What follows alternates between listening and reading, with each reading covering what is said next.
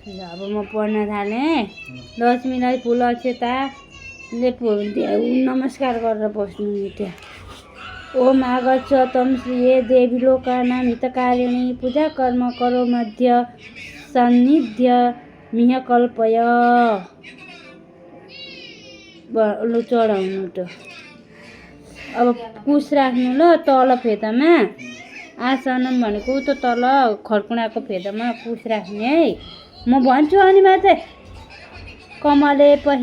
कमले पाहि मे देवी शुभ्र सिंहासनं शुभं गृह्णादेयं मया दत्तं भक्तियुक्तेन चेतसा भन् तल राख्नु लु अब कुश।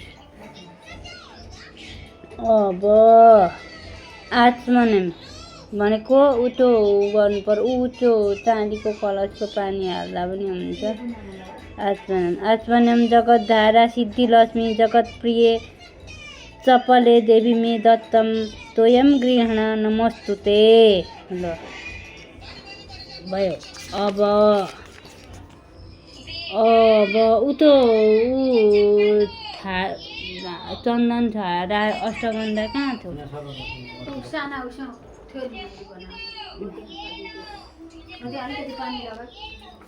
उतो त्यो छुट्टै पानी उतो कलशको एउटा प्रयोग गर्नु। त्यो तिलानी पानी नचलाउनु है बाबा, जतिखेर हुँदैन है। भयो। अब चन्दन वस्त्र लक्ष्मीलाई त कप चढाउने कपडा कहाँ छ? लुलु निकाल्नु त। वस्त्र धेरै गिलो नपर्ने त्यो कम्पनी पैसा अनि सुपारी सबै थोकमा चढाउनु त।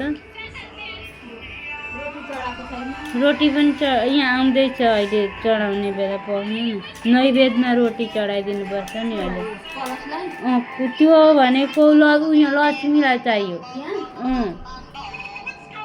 ल सन्तु सन्तान सशक्त कला कौशल कल्पितं सर्वाङ्ग भरण श्रेष्ठम कमले वसनं प्रतिगृहताम्। अब चन्दन हाल्नु र बाबा। गन्धम द्वारान्दुरा दर्शा नित्य पुष्टाकारिणी भीषणम् ईश्वरी सर्वभूतानां तमिहो पद्ये श्रियम्। भयो। अब सिन्दुर भनेको रङ चाहियो। त्यही उतै अक्षताको रङ लगाइदिनु हुन्छ। तर रङ भनेर छुट्टै छ। होइन छुट्टै चोखो रङ चाहिन्छ रातो। ऊ त्यहाँ छ। ऊ त्यो परको बट्टा निकाल्नु त बाबा उठेर। रातो बट्टा हो त्यहाँ छ। त्यो रङ लगाइदिनु अलिकति त्यहाँ।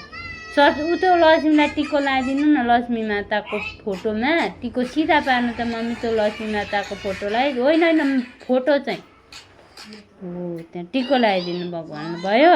पख्नु है एकछिन।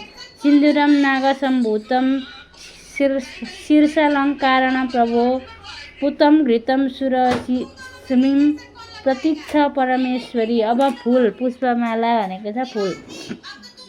नाना पुष्पं सुगन्धैश्च मालती कुसुमयतं शोभाप्रदं गृह्णात्यं पुष्पारोहण मुक्तम्। अब अक्षतं सर्वदेवीसी वीरभाव बलप्रदं सर्वमङ्गलं दात्री त्वं गृह्ण परमेश्वरी। अब धूप अघि बाल्यौँ होइन हामीले।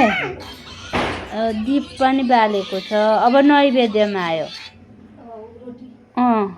रोटीमा जानु है बाबा।